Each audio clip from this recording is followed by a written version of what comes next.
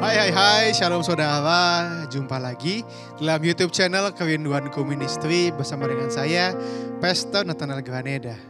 Hari ini, sebelum kita diberkati oleh firman Tuhan, mari sama-sama kita berdoa dan datang kepada Tuhan.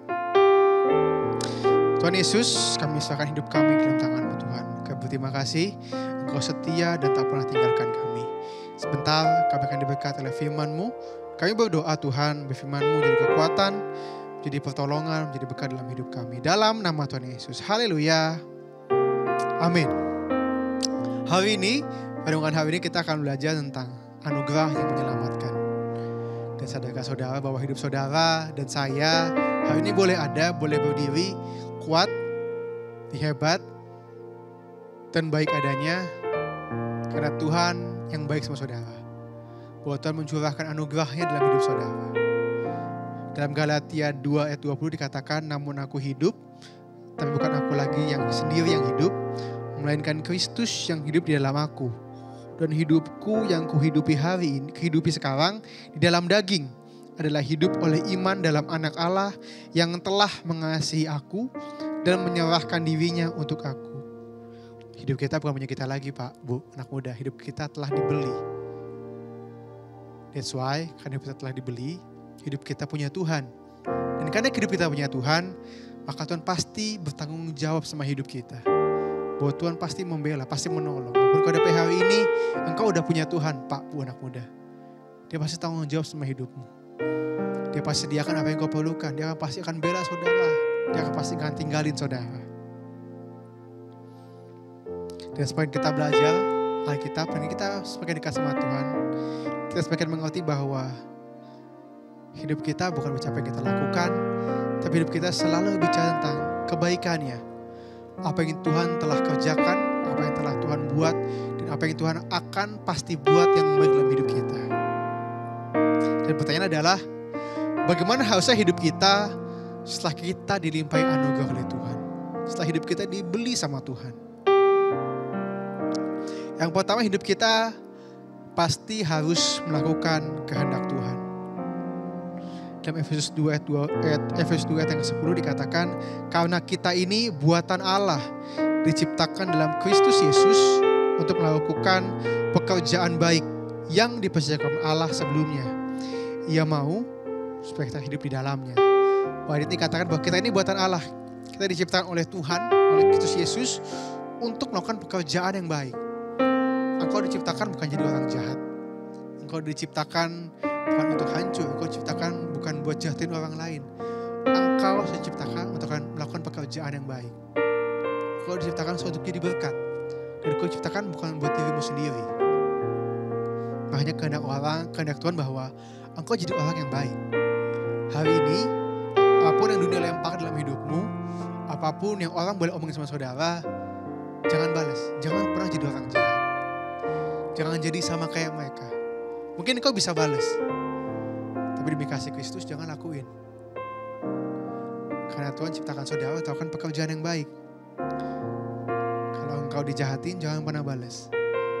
Kita bilang kalau engkau baik, orang yang baik sama engkau, apalah upahmu. Orang jahat juga lakukan hal yang sama.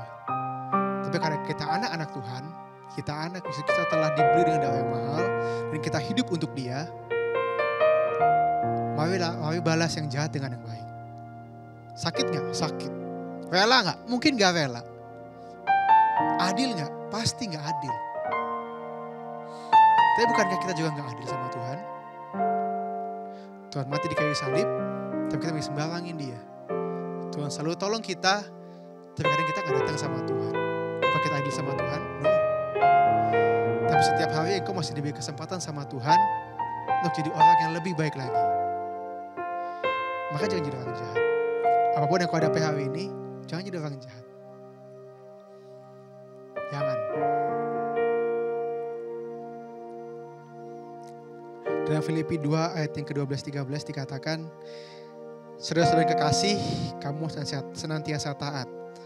Karena itu tetaplah kerjakan keselamatanmu dengan takut dan gentar. Saya suka kalimat kerjakan keselamatan dengan takut dan gentar. Bahwa kita mencari keselamatan bukan buat ke surga, tapi Tapi sebagai respon bahwa Tuhan telah sangat baik sama kita, mari kita menjaga hidup kita.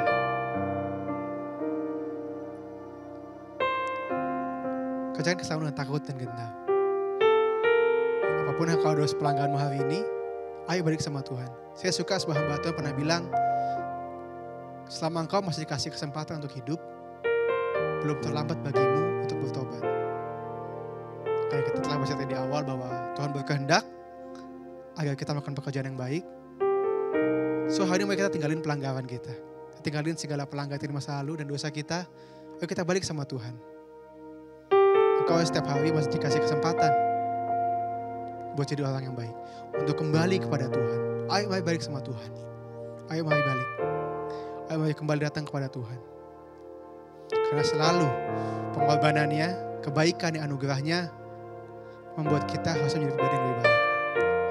Sebagai kutipan yang memberkati saya, faith change things, but grace change you. Iman mengubah segala sesuatu, betul. Tapi anugerah Tuhan harusnya mengubah kita. Kenapa? Karena kita harus sadar, hidup kita yang kotor ini,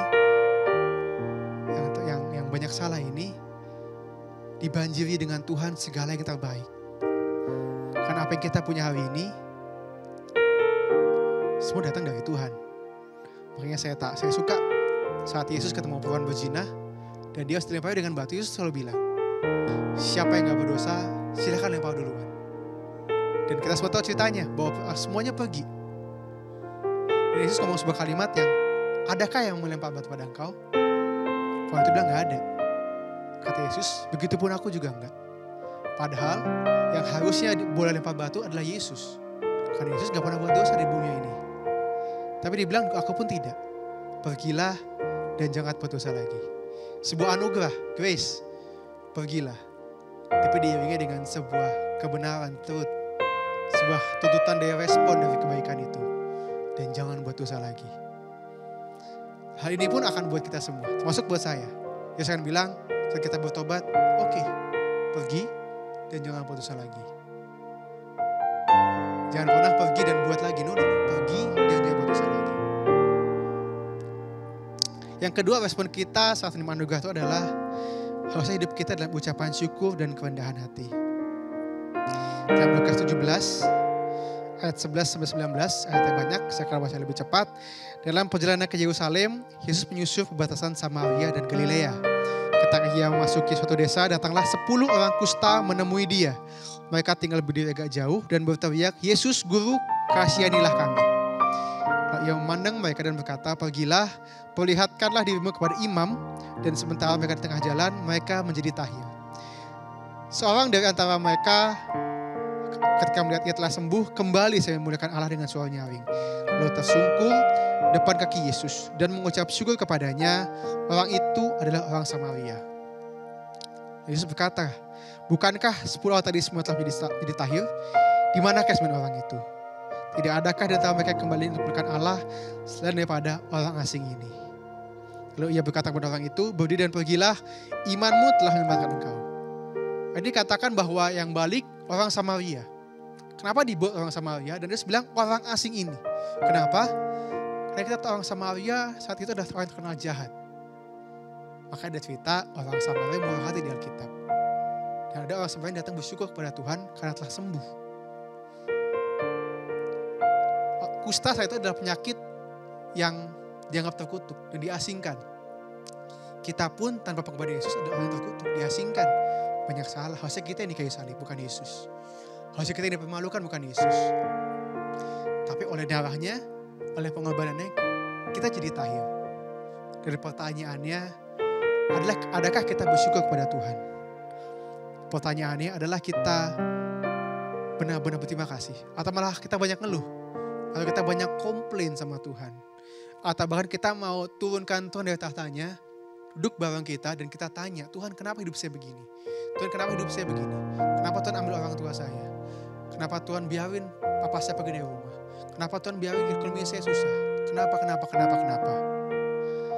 Tanpa kita bersyukur kepada Tuhan. Dan by the way, kita gak pernah berhak menuntut penjelasan dari Tuhan. Dan Tuhan gak punya kewajiban untuk menjelaskan rancangan dalam saudara.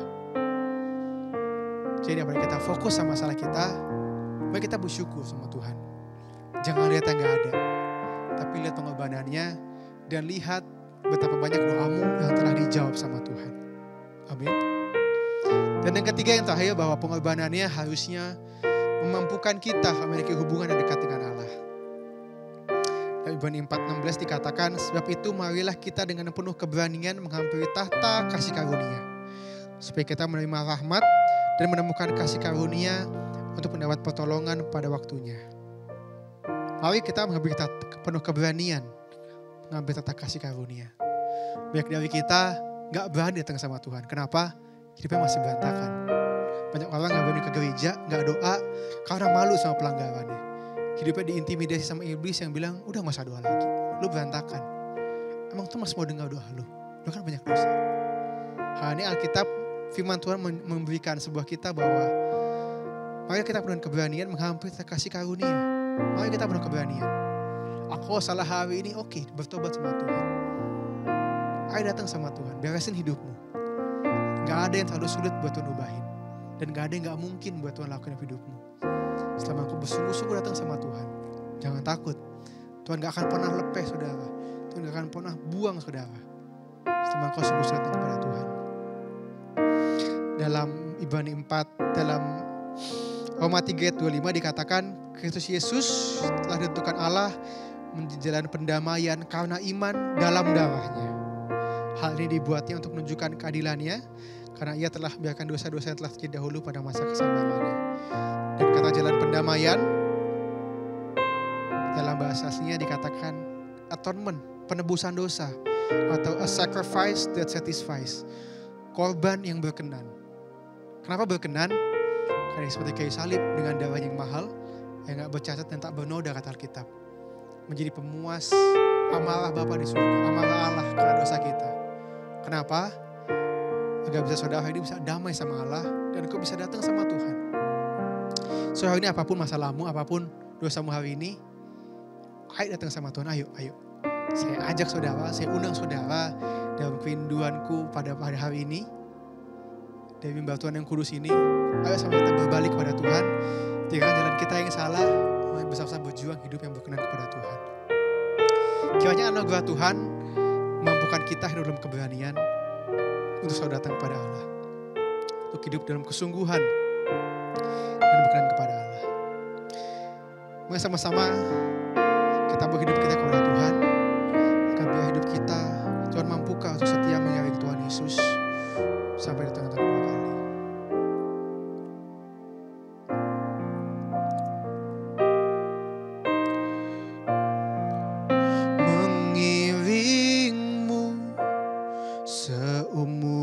Hidupku masuk dalam rencanamu Bapa, pikiranku, kehendakku, ku serahkan padamu, harapanku hanya di dalam-Mu. Ku kan teguh bersama-Mu Tuhan, jadikanku bejana-Mu untuk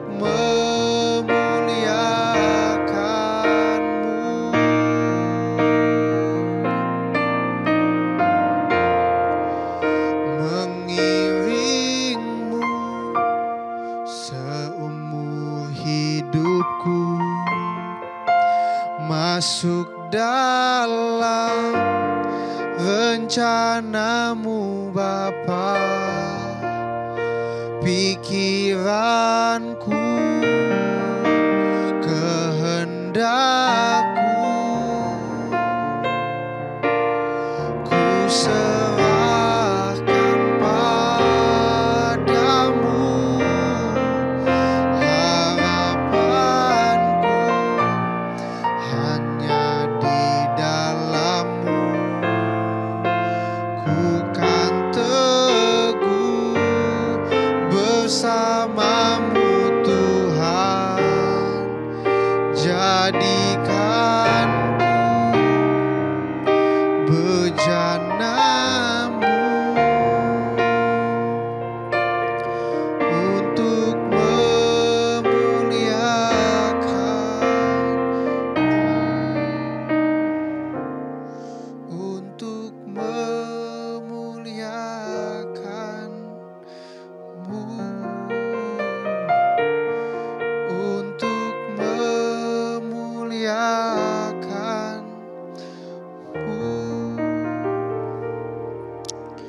Tuhan Yesus, terima kasih buat karya salib-Mu Tuhan, buat pengorbanan di kayu salib menebus setiap kita. Terima kasih Tuhan, Engkau tetap pilih naik ke kayu salib untuk hidup kami yang Engkau tahu banyak mengecewakan-Mu Tuhan. Tuhan, kami serahkan hidup kami ke dalam tangan-Mu. Kami mohon ampun untuk setiap dosa, kesalahan, pelanggaran kami Tuhan. Mampukan kami meresponi setiap kebaikan, anugerah pengorbanan-Mu dengan hidup kami yang berkenan di hadapan-Mu Tuhan. Biar hidup kami tetap setia mengiring Engkau Tuhan sampai Tuhan datang kedua kali. Biar saat Engkau datang kedua kali, Kau dapati kami menjadi hamba-hamba yang setia. Kami serahkan hidup kami dalam tangan-Mu. Setiap masalah kami, setiap pikiran kami, setiap apa yang kami inginkan ke dalam tangan-Mu Tuhan. Kami percaya hidup kami di tangan-Mu, hidup kami milik-Mu Tuhan. Kami percaya saat kami berserah kepada Tuhan, mengandalkan Tuhan dan hidup bergantung kepadamu, kebaikan anugerah berkat-Mu dilimpahkan atas kami. Dan kami percaya yang terbaik pasti menjadi bagian kami karena pengorbanan kayu salib. Terima kasih Tuhan, kami serahkan sepanjang hari dalam tangan-Mu, buat kebaikan, anugerah, pertolongan, tuntunan membanjiri hidup kami, menimpa hidup kami hari ini. Dalam nama Tuhan Yesus, haleluya, amin. Puji Tuhan. Jangan lupa yang punya surga, Christ in love with you. Bye-bye.